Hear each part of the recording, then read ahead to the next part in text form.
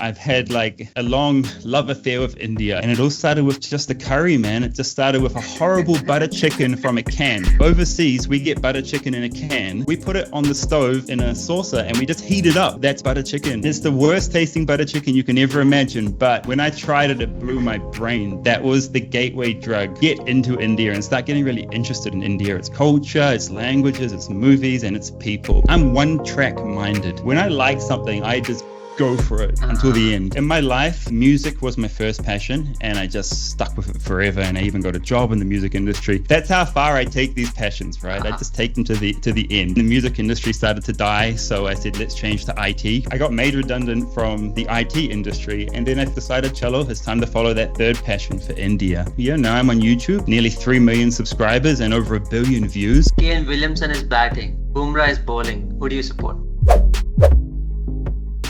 Before I begin this podcast, I have a small request. I just saw my YouTube analytics and saw that over 90% of people haven't subscribed to this channel yet. So I have a small favor to ask you. If you've ever found value through this podcast, please do me a small favor, hit that subscribe button, ring the bell icon, leave a comment, like those videos, share them with your friends and family who are trying to build a business or just trying to understand how things work. It would mean the world to me if you do that. It allows me to bring on more guests who are trying to bring more value to you. It just makes this channel bigger so that I can bring on more guests, help you answer a question, essentially trying to bring value to you. You can also ask me a question in the comments and I can ask them to the guests or I can answer them myself. So please do me a small favor, hit that subscribe button, ring the bell icon, leave a comment, share the videos with your people. That's it. Now, back to the podcast. In this episode, we have a very special guest adding a different flavor to this podcast.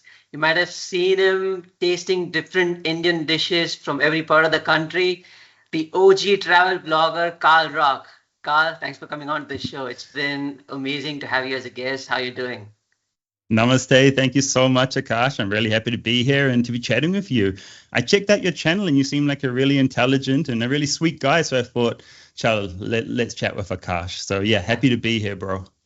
You're too kind, man. Okay, so before I dive into your background, your things, I just wanted to give you some flowers. I love your channel. I love your storytelling. I love how you get into the little details, little experiences of what people go through, and then you share with your audience, help people. You have an amazing blog, which I thought was I was being in the stock market, marketing, different kind of areas. I had a different opinion on blogging. I thought blogging is dead, but I can see you have a very loyal audience who are very active on the blog. Makes me question my understanding of marketing as well. So we'll dive into all of those things. We'll dive into business. We'll dive into your stories, background. For the few people who are not from the travel industry, not tracking all these travel bloggers, and for the people who don't know about you in the travel industry in India or all around the world who are following you, could you please give us your background? What has your story been like? Yeah, my name's Karl Rock. I'm originally from Auckland, New Zealand, and I make videos to help foreigners travel safely and confidently in India. I mean, that's how it started off, and I still do that, but I do a lot of things now. I cover food, I cover travel across incredible India and its neighbors. And I just try and help people understand India a little bit more. So my channel is primarily targeted at foreigners to help them, get India. But it turns out along the way, Indians loved the content too, and they love seeing India through my eyes. So yeah, I've had a long love affair with India. I've had a passion for India since I was maybe 17 years old, the very first time that I tried Indian food. That was the gateway drug for me to get into India and start getting really interested in India, its culture, its languages, its movies, and its people. And it all started with just a curry, man. It just started with a horrible butter chicken from a can. So overseas, we get butter chicken in a can, and we put it on the stove in a saucer and we just heat it up. That's butter chicken, in New Zealand. And it's the worst tasting butter chicken you can ever imagine. But when I tried it, it blew my brain because, our food, the Western food, is not so complex. But even the can of butter chicken was so complex that it just blew my mind. And yeah, my fascination and my passion for India. It started right there. And yeah, now I'm on YouTube. There's nearly 3 million subscribers and over 1 billion views. I just hit 1 billion views. And I've been doing it for 5 or 6 years now. And I'm sure we'll get into it later, but it'll happen by accident. I didn't set out on this journey, but I'm pretty happy at where I am. And I guess if you've ever searched for India on YouTube, if you're traveling to India, you'll probably come across my face and me helping you in some way travel a little bit easier here in incredible India. That's a wonderful story. You said that you tasted can of butter chicken. Did you and be and having tasted it, like made it like fresh in front of you and tasting it out of can, like what's the difference? Yeah, man, I came full circle with that story in Chandigarh. I went to a place which is I think it was Pal the Dhaba, a very famous dhaba for butter chicken in Chandigarh. And that was like the full circle moment from the can to the real deal, literally sitting on the street in India. And oh my God. So a real butter chicken for the foreigners viewing this. It's got a smoky flavor. It's smoky and it's not sweet. It's smoky and it's very complex and not spicy. Indian food isn't spicy like everyone overseas thinks. There's not that much chili in it. It's flavorful rather than spicy. So yeah, a real butter chicken is just smoky and flavorful. So different to what we get overseas, even in an Indian restaurant overseas. Right. Do you ever think about it, like having tasted one dish that led you over here? Like, what are the odds? Like, did you ever think about that? Like, I would have never had this moment, this life, if you hadn't tasted that one time. Yeah, man. This could have all not happened. I'm one track minded. When I like something, I just go for it until the end. And in my life, music was my first passion and I just stuck with it forever. And I even got a job in the music industry. That's how far I take these passions, right? I just take them to the end. And then the music industry started to die. So I said, let's change to IT because computers was my second passion in life. And I got made redundant from the IT industry. And then I decided, cello, it's time to follow that third passion for India. And that's how I ended up in India. So yeah, imagine if I hadn't have tried, I would have tried that food at some point though, bro. Like it was inevitable that I would find Indian food. I had to find Indian food. What did you do in the music industry? I was working for Sony Music. Just in the digital department, helping artists sell records, basically. Guy? No, I was in sales, digital sales. I looked after digital sales for New Zealand. Yeah, so doing deals with Spotify and all the streaming guys and chatting with iTunes every day and making sure they're promoting our artists, sales stuff. Right, I got it. All right. And that sounds very interesting. We'll touch upon that. But before you tasted an Indian dish, you really fell in love with Indian food. And was there a point that you decided that now I want to travel to India? Yeah, there was. I mean, as soon as I tried Indian food, I just said to myself, I got to try the real thing because I knew what we had in New Zealand wasn't the real thing. It always tastes better at the source, right? And it took me 10 years to get to India after I first tried Indian food. Like it was a slow process for me to finally get to India. But in that 10 years, I was busy, man. I was exploring Indian culture in that 10 years. I started to learn Hindi. I started to watch Bollywood. I started to make a lot of Indian friends in New Zealand, and they further immersed me into their culture. So I go to their houses, and my Parsi friend, she'd be making me faluda and being like, Karl, you've got to try this faluda. It's a special Parsi dish. So I was busy for those 10 years, and then I finally did get to India, and it was everything I expected. It was more than I expected, actually. And I'm sure as we'll get to later, it gave me an entire new life, literally.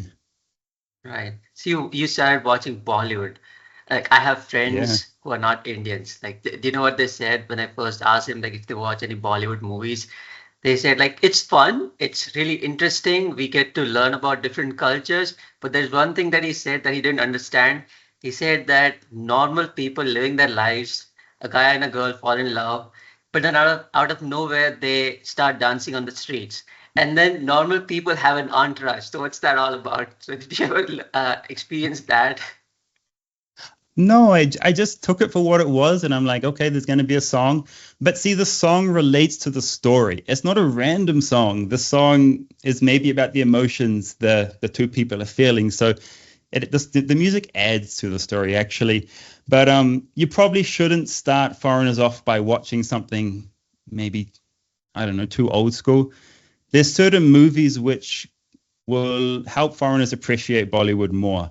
Like start them with something like Dangal. Like anyone can understand Dangal and also enjoy the music. It's like a perfect film. So whenever a foreigner asks me which movie I should start with, I say just start with Dangal, and you can go from there into Salman Khan films, into Shah Rukh Khan films, into Akshay Kumar films, but just start with Dangal or maybe PK or maybe Three Idiots. Start with something simple and classic, and foreigners can find an appreciation for everything Bollywood. I'm positive about it. What's your favorite movie? It's Indian Dangal. movie. It's Dangal. Dangal. It's just perfect. Lovely story, and it relates back to my wife's, back to my sasural in Haryana. So, yeah, hits a personal chord. Yeah, yeah. I love that movie. Now, when you landed here for the first time, what was your initial thought process, and what was your first experience of just having a normal conversation with an Indian? Yeah, I was a little worried, like a lot of foreigners are when they get to India. And I got to the airport, and yeah, some taxi driver ripped me off. That was my first experience in India, and unfortunately, it's a lot of foreigners' first experiences in India with taxi drivers at the airport, and that's kind of why I started making the scam videos on my channel, just to help foreigners, avoid these people. I was lucky though, because the very next day, a friend met me, an Indian friend met me, and he took me for the rest of the trip and kind of held my hand and taught me the ropes. So yeah, Indian people have always been very, very good to me, and I've been very lucky with the friends that I have from India. And yeah, that's the best way. If you're coming to India, either you take a guided tour or you have a friend there, and they'll just ease you into the Indian experience. And after that trip, I just started coming on my own and just exploring as much of India as I could. It sounds awesome. So, like, what was the first? When did you land in India? I think it was 2013 or 2012 for the first time. It's been like 11, 12 years. Now, looking back, so you had all these experiences. You explored a lot of cultures. You went to all of the states. Mm-hmm. Now, I can say honestly, as somebody who has lived here forever, like I haven't seen parts of India that you have. And I got to learn about Indian culture through people like you, the other vloggers. And it's so cool that learning all these details, like even we don't notice all these little experiences. It's just by instincts that we understand, okay, this is how people are. And when somebody who comes from the West, they enter India and they see all these things, they kind of have a different perspective. Now, I didn't know that. I didn't learn about all these cultures, and it's so great that you're helping Indians as well, not just foreigners. So, like, how does that, like, do you feel good about it? Like, yeah, I find it incredible when an Indian tells me, I didn't know that about India, or Karl, you helped me discover my own country, or actually it's the NRIs as well, the Indians living overseas. They're the ones who tell me, Karl, you connect me back to my culture. And man, that's such a compliment, bro. That's such a compliment to have, someone who might not be an Indian citizen anymore tell me that. I'm like, man, I'm so happy. And I'm like, please come back, and you got to come and experience it for yourself, bro. Don't sit there in US. Please come back, and you're going to love it, man. You're going to love it. Yeah, that's amazing. Now, what about like you're from New Zealand, which I'll get to that later, but like you lived there before you came here. Now, did you see any sort of similarities in culture? Now, you understood that these are the different things, but did you see any sort of similarities as well? In terms Similarities, of people, food, maybe something like services. There's a lot of differences, man. Like the similarities, we all just want to live a quiet and peaceful life with our families. That's a similarity I found everywhere across the world, whether it's India, Pakistan, Sri Lanka, Nepal, anywhere. Humans all want the same thing, just to live peacefully. There's a lot of differences between, I guess, India and New Zealand. And it's a bit of a culture shock when foreigners land here for the first time, because like New Zealand is a small country, for example. There's only 5 million people living in New Zealand. But here in India, we've got 1.4 billion. So just arriving and seeing the sheer number of people everywhere is just like, it's so different. One of the more heartwarming aspects is the community culture we have here in India. It is so much stronger than overseas. People live very communally here in India. Everyone's here to help each other. And it's everyone knows their neighbors here. You can chat to a stranger on the street. You can just chat with them if you're sitting and having a tea or you're nearby. It's just such a communal and beautiful way of living. New Zealand, it's kind of the opposite to that. You would not approach a stranger in the street and start chatting. You would not you don't even know your neighbors most of the time as well. Like here in India, I can just walk into my neighbor's house and take some dahi, some yogurt from the fridge if I need some yogurt. Like it's that close. It's it's shocking and it's heartwarming at the same time. It's that's one of the best things. What I observed is that, like, when you go out in India, like, people are naturally coming to you, like, even not just with non-Indians. They just come to you if you have that sort of energy, you're happy, you're trying to do new things. They come to you. But in the West, like, you have to reach out. They kind of feel like, I don't want to intrude their privacy. But if you go to them, they'll be very happy and help you in whatever way that they can. So that's a difference that I observed from my experience. Now, yeah, true. You're right. Yeah. Now, what about, okay, let's get to the first video that you made. Like, what was that about? And did you have any idea that I want to take things in this direction, like build a YouTube channel, or was it just something that you were documenting and you decided, okay, let me just post it and then see where it goes? Quick one, if you haven't subscribed to this channel yet, please do me a small favor, hit those buttons, you know the drill. Your support is the only reason that I've been able to have these incredible guests on this podcast for trying to bring more value to you. So please do me a small favor, hit that subscribe button, like the videos, ring the bell icon, leave a comment, share the videos with your friends and family who are trying to build a business, whichever platform you're consuming this on. That's it. Now, back to the podcast. The very first video I made was just about pollution masks, just how to choose a good pollution mask for when you're traveling in India. Really lame. I don't think anybody watched it. But my first video to go viral was me speaking Hindi in Haryana. I think it was Sector 14, Gurugram main market. And that was my first viral video where I sat there at night and I just kept refreshing and just saw the numbers keep going up and up and up and up. And I wasn't trying to go viral. I wasn't trying to be anything. I just wanted to share my experience in India and just show how when I just spoke a few words of Hindi, people would give me these massive smiles. It was just showing the benefit of learning a language. And that video just went crazy viral. And I started getting interview requests from around the world. And how I started making videos. I lost my job. I got made redundant at this IT startup I was working for. And I just said to myself, Karl, you've been working like for 12 years now in the industry, in the music industry and the IT industry. It's time to do something for yourself and, stop making other people richer. That's what I felt like. I'd wake up in the morning and I wouldn't want to be going to the office. I wanted to do what I wanted to do, and that's it. So once I got made redundant, I decided, this is the time for me to try and bet on myself and try and do something for myself and try and achieve freedom. That's what I wanted. I wanted the freedom to do whatever I wanted to do. And so being made redundant was the best thing that ever happened to me at that IT startup. And that's the point where I decided I'm coming to India, man.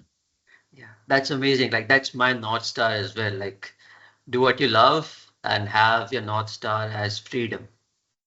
Like, Yeah. Apart from that, you can't do anything else. If you have that, like you've lived your life, and that's awesome. Now, okay, the first video goes viral, right?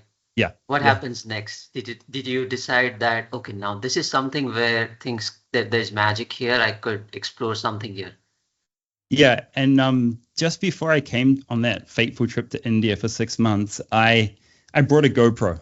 I went to the shop and I brought like a little GoPro Session 4, a very small camera, and I didn't have any plan for it. I just said maybe I'll use it, and then I got to India, and then I just started making these videos.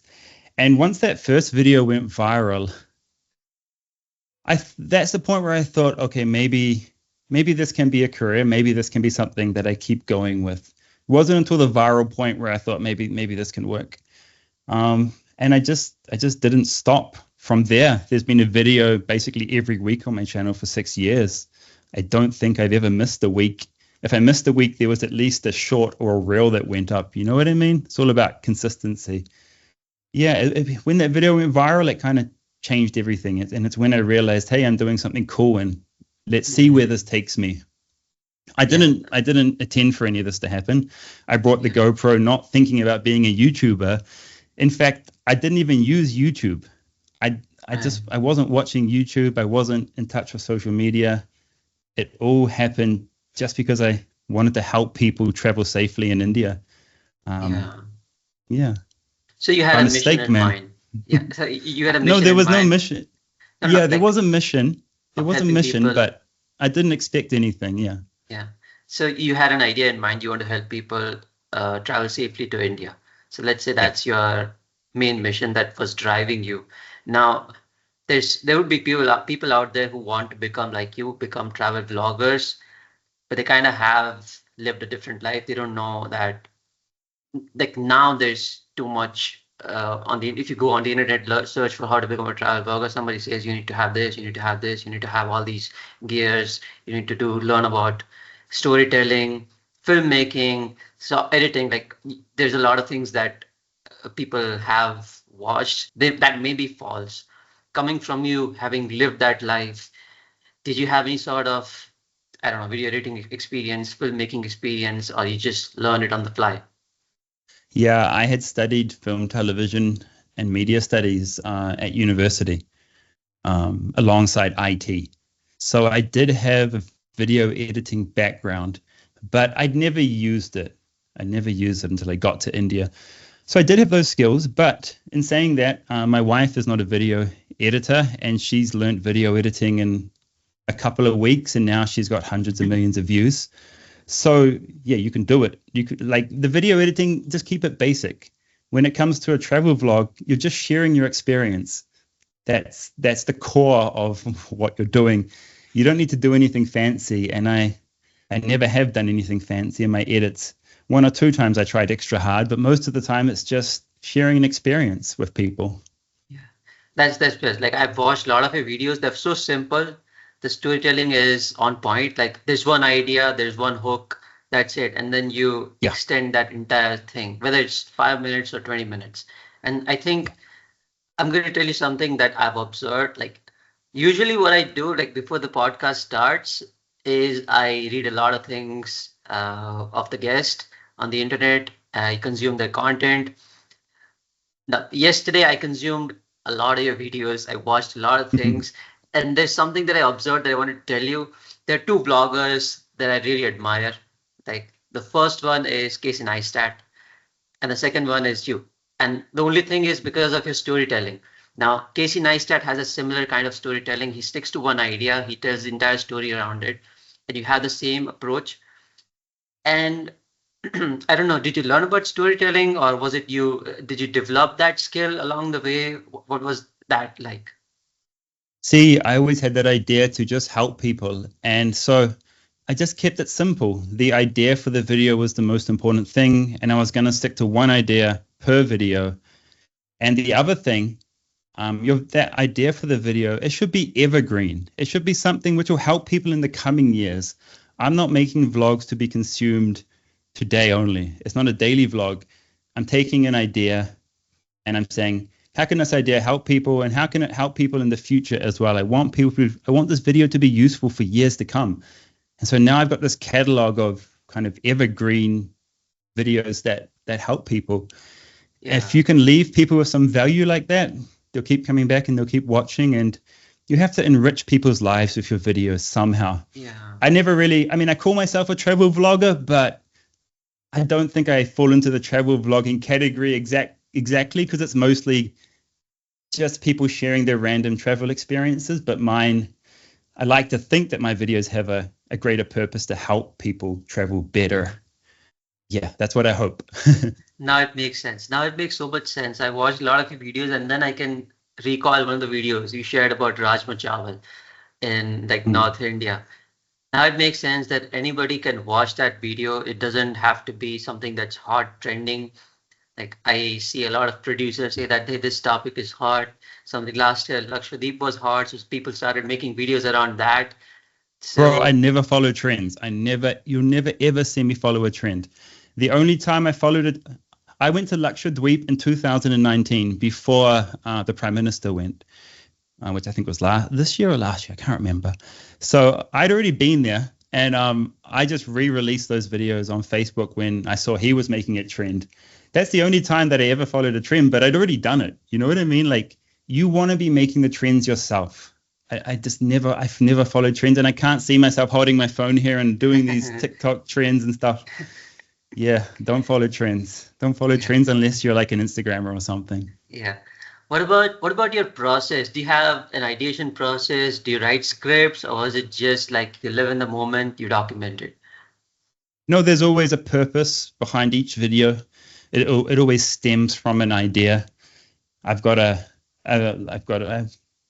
like a piece of software like Notepad where I just have a list of all the ideas and all the things that I want to cover, and I just work my way through it depending on what I feel like doing.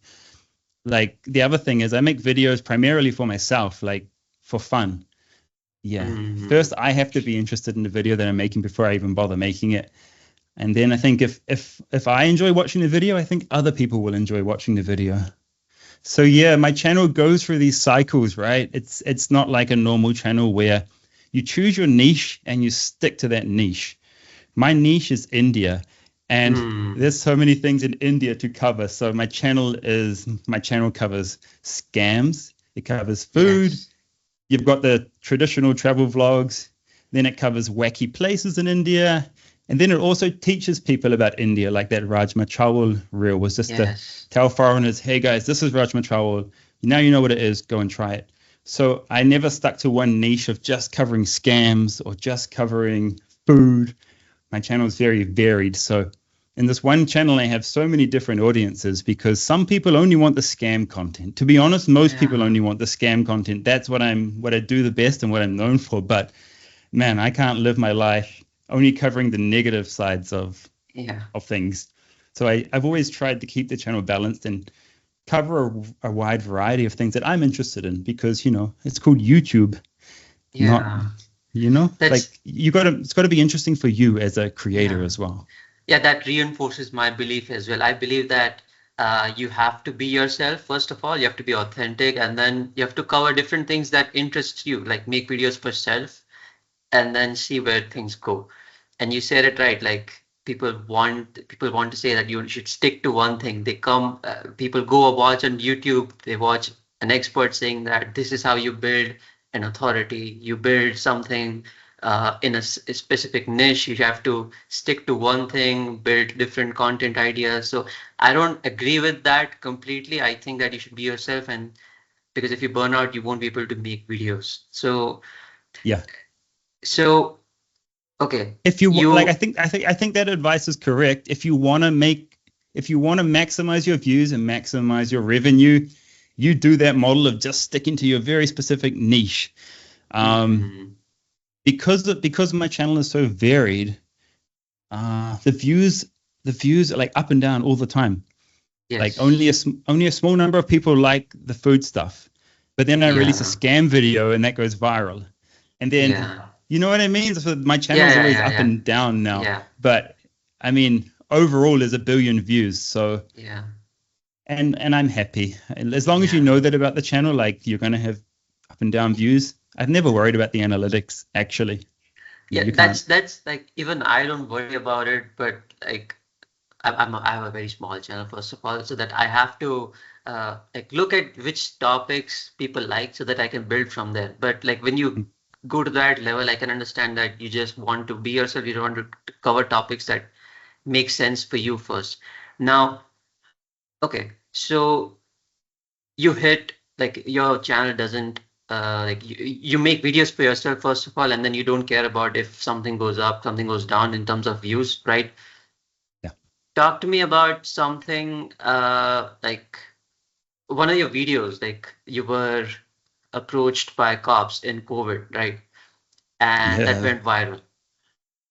Yeah. And like you had a very different experience compared to other people. Did you decide that I wanted to stick to these kind of videos, like something that could be helpful for other people, foreigners, or did you decide, okay, let me just, like, because you didn't know that the world was changing at that time, you didn't know what's going to happen, uh, and then there was a lot of backlash. Like, I don't know what went behind the scenes, but did you decide that you want to continue that area because that'd be helpful for a lot of people who are in that place?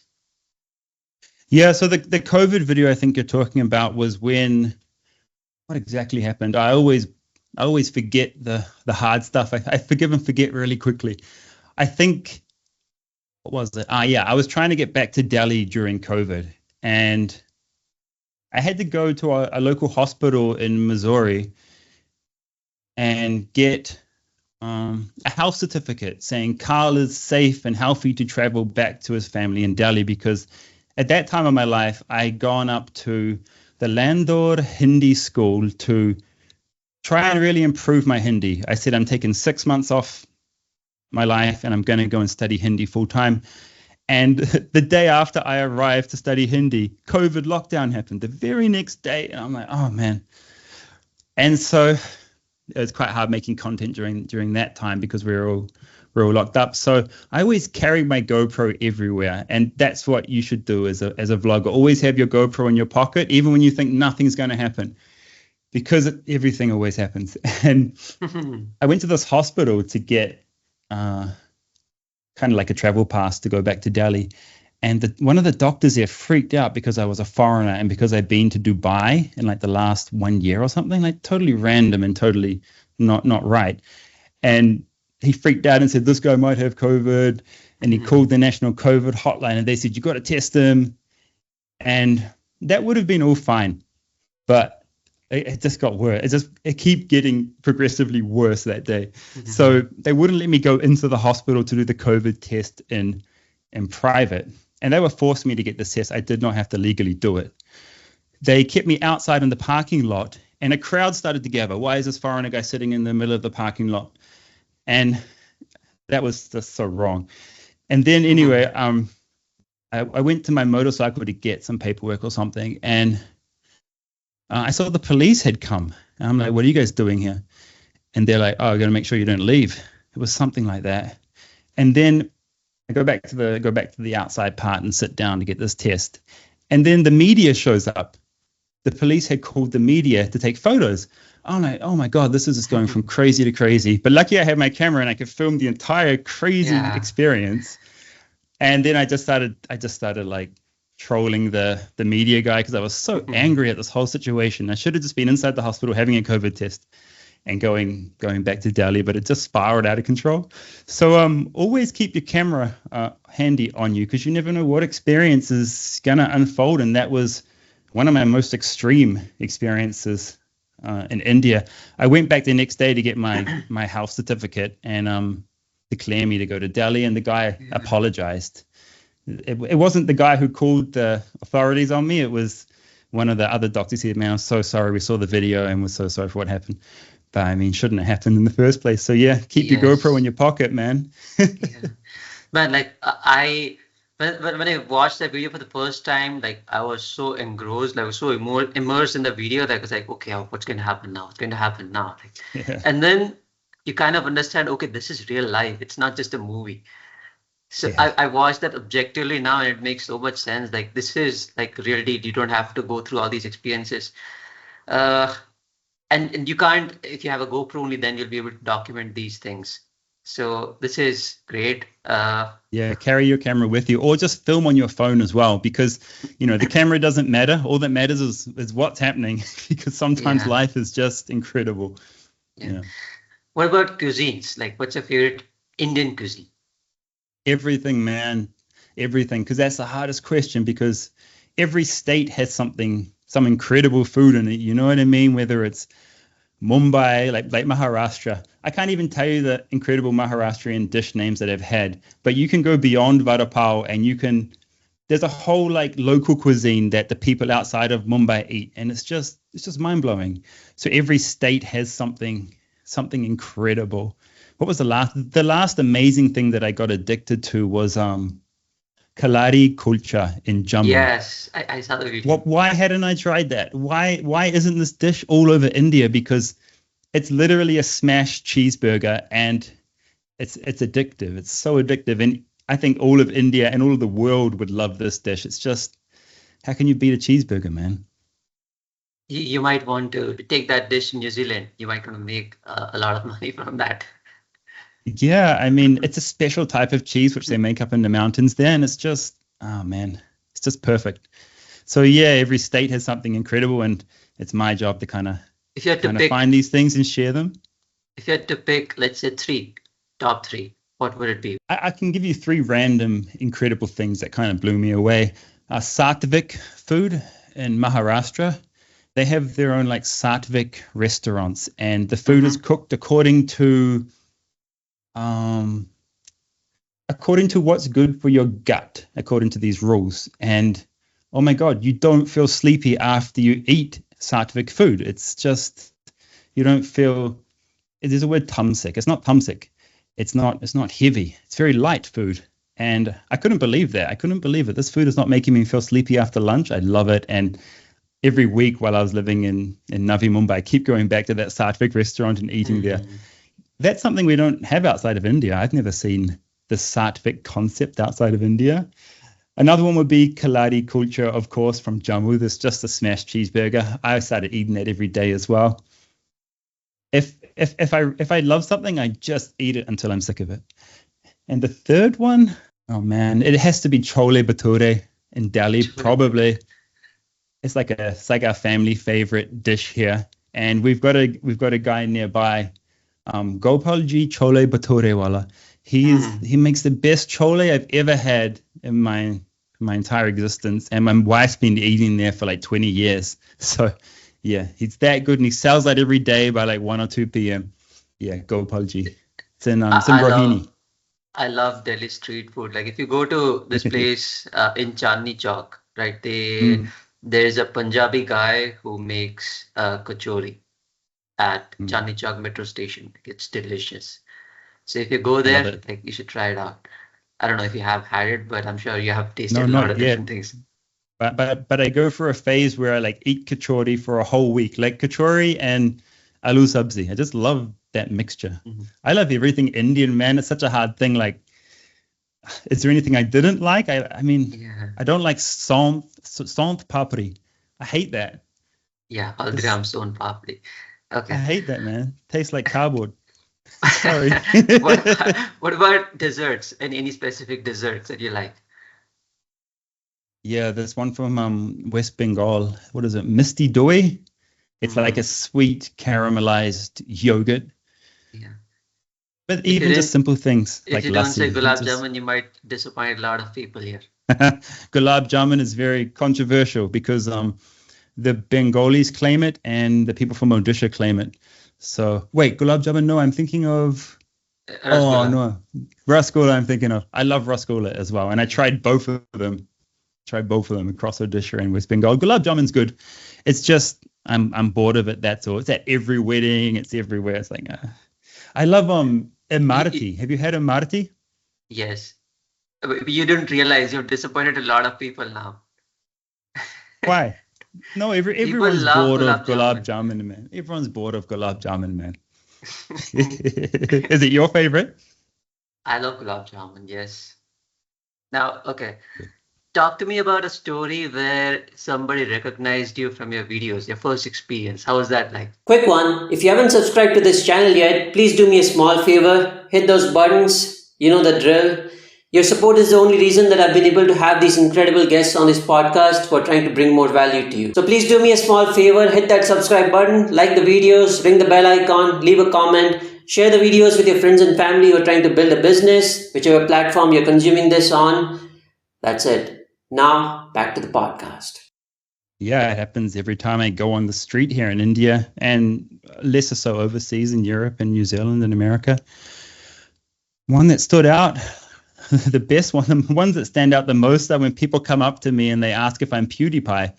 This happens weekly, man. Everybody comes up and asks me, "Hey, it's PewDiePie. Can I take a photo with you?" And then I take the photo with them, and they tag me on they tag PewDiePie on social media. And then someone tags me in the comments, and I get to see, hey, they actually posted it and said they actually thought they were PewDiePie. It's hilarious. That's the same reference. Dana White, he got called out as Joe Rogan once. So it's kind of a similar analogy. I can see the similarities with me and PewDiePie. So yeah. It's funny. It's hilarious. You just got to laugh, man, and just enjoy it. People call me Johnny Harris, and people call me Peter McKinnon as well. I get those two names on the streets here in India. Yeah. That's fun. Okay. So, you like started making videos. You got to a point where you're now pursuing it full time. You understood it that you want to make a business out of it somewhere. I don't know, build an audience, monetize it later. Did you like strategize when you thought that, okay, now this is going to be my something that's what I'm going to pursue full time? Did you strategize it, or it just happened and then you realize, okay, this is a full time thing for me now? It just happened, man. I'm only one person, and I still do all the work on my YouTube channel. Translations, editing, uploading, everything I do still on my own. So I just said, here's something I'm good at. Let's just keep going and see where it goes. And I just told myself, let's just be consistent with this. Yeah, I never took it super, super seriously. I've never looked at analytics.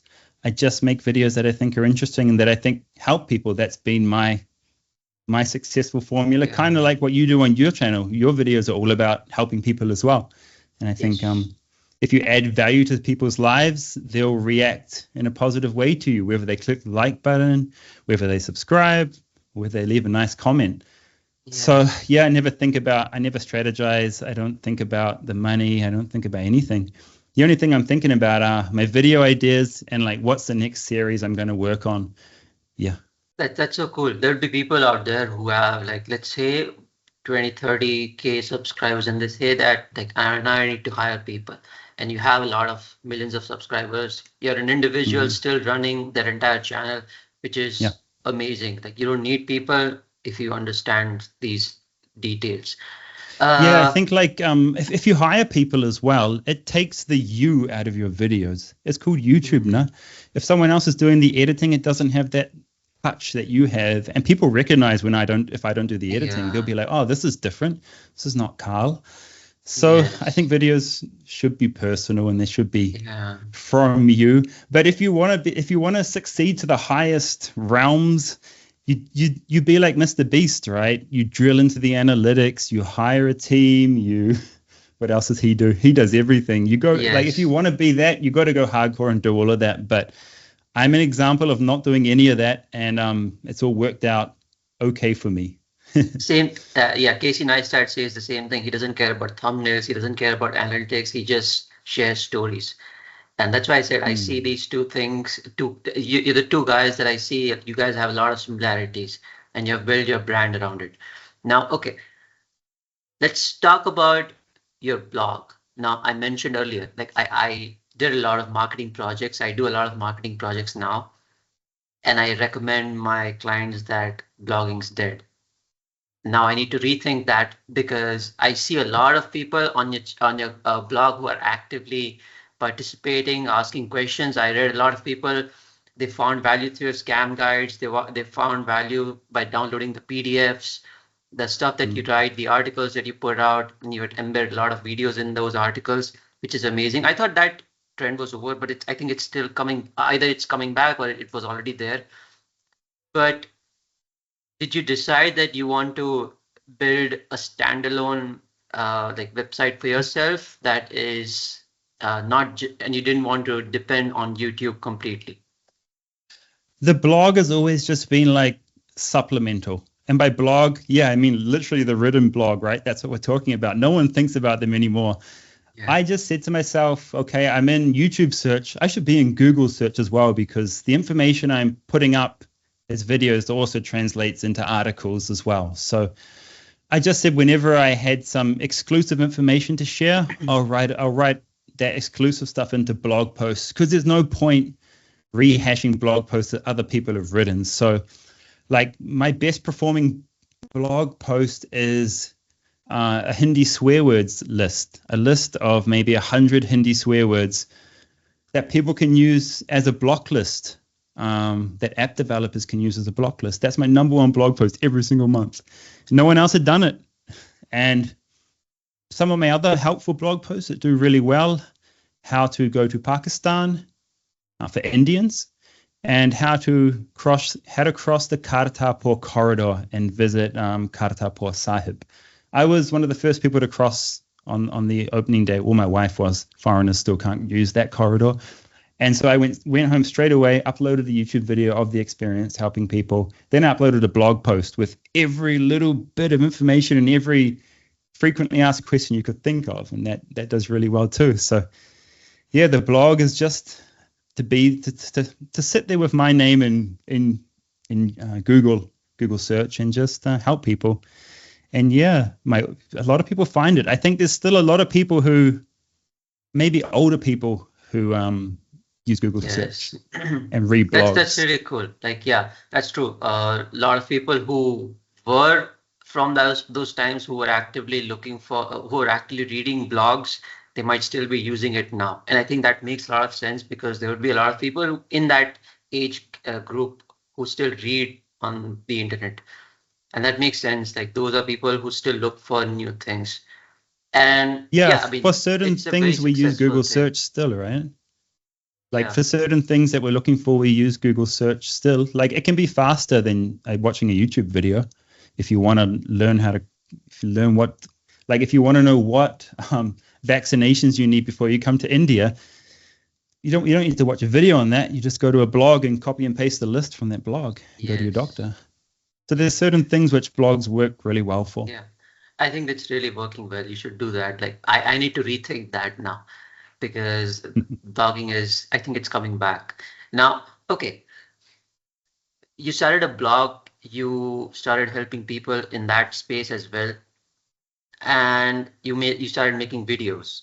Did you ever decide that, or was it in your on your plan right now that you want to build a product, or you want to build something around that category of travel industry that you can maybe leverage it and grow the channel? Did you ever think about that? Yeah, that's the goal. That's the ultimate goal, I think, for maybe all YouTubers, to sell some kind of product around your channel, something which will help your viewers and which they will connect with. So for me, the obvious choice, which I've had in my mind for years, is just doing bus tours, running tours for foreigners in India. I've had that idea for so long, but I've just never made it happen, because it's time, man. Like all my effort goes into YouTube. So basically I need to partner with somebody who's got a travel company, and I'll work with them to make it up to my standards, and then I'll sell it and they'll run it.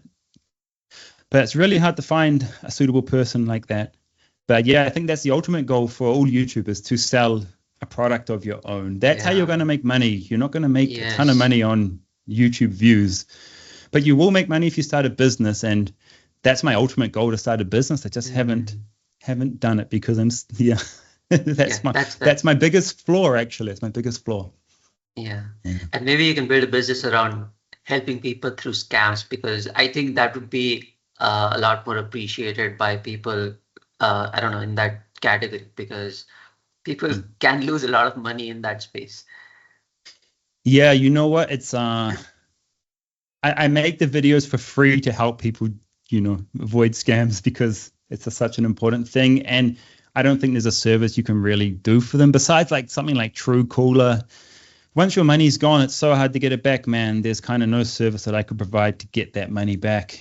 Yeah, it's a very tricky one. Even the police can't get your money back, man. So Yeah. all we can do is educate people about scams, man. Yeah, I saw one of your videos of religious scams. Like, I've been in that space. I think that's not just for Indians. They scam everyone who comes there. So that's a really great video that you made of helping people not to get scammed by all these people. Now, Karl, before we wrap up this podcast, I have a few interesting questions to share. You've made broadly a lot of videos on the Indian culture, but there's one area that you haven't touched up on, and I have a question on that. Why not cricket? Oh, yeah, that's easy because I don't like sports. You don't like sports? Okay. See, that's the real simple answer, bro. If it's not on my channel, I'm not interested. Yeah. Okay. Do you watch any sort of cricket games like with your friends or your family? Nah, man, I can't. Not even World Cup? I can't. I mean, if it's the World Cup and it's the finals and India's in it, yeah, then I'll watch. Who Only if it's like the biggest of the biggest game, or else I just, bro, I like playing video games or like working on my YouTube channel. So yeah. Carl, Kane Williamson is batting. Bumrah is bowling. Who do you support? If I'm in India, I support India. If I'm in New Zealand, I think I should support New Zealand. I think that's the most diplomatic way to be. Something that Right. saves you, right? That saves you. If you start supporting New Zealand here, you get kicked out. Yeah, I mean, I'm lucky I don't have a strong opinion on cricket, so it's kind of easy for me. It can hit a lot of nerves. I do want to go and vlog a cricket match because it would be interesting because I'm not a cricket fan. Like that angle would be interesting to see me hopefully enjoy it, So that's one idea one day. Yeah. Usually what I say is like I tell a lot of my non-Indian friends that if you ever come to India, I'll show you around. But like I feel like you know a lot of places. I'll say I'll tag along, Karl. I'll show you around, bro. Don't worry. Yeah. Come to Delhi and we'll go out, bro. Yeah. Okay. You're a gamer, Karl. Like I love gaming. You made a lot of videos on like consoles. I love PlayStation. Any particular games that you like? Bro, everything. I mean, I just love consoles. I've loved them since I was a kid. I think I started on a Super Nintendo and just been part of my life ever since then. When I got into YouTube, that took over my life. So there was like a period of 4 years where I didn't game because I was just so locked into YouTube. But man, what do I like at the moment? Oh man, I like everything. That's the problem. I just like everything. At the moment, I'm completing the Dark Souls series. I just finished Dark Souls 1. Now I'm halfway through Dark Souls 3. It's like that genre I never got into because it was too hard. Well, I thought it was too hard.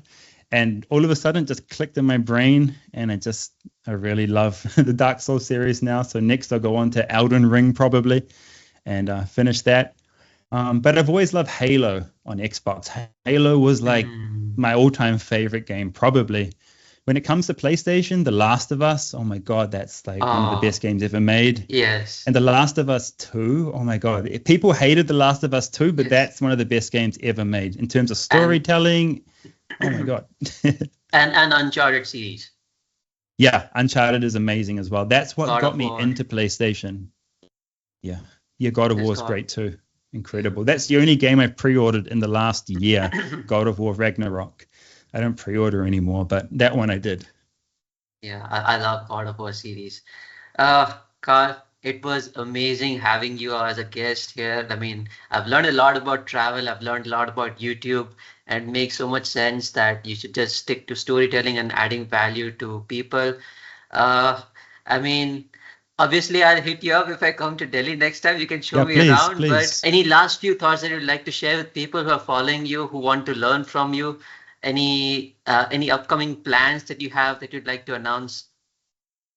Yeah, my only tip would be always be trying new things. Don't just stick to one format.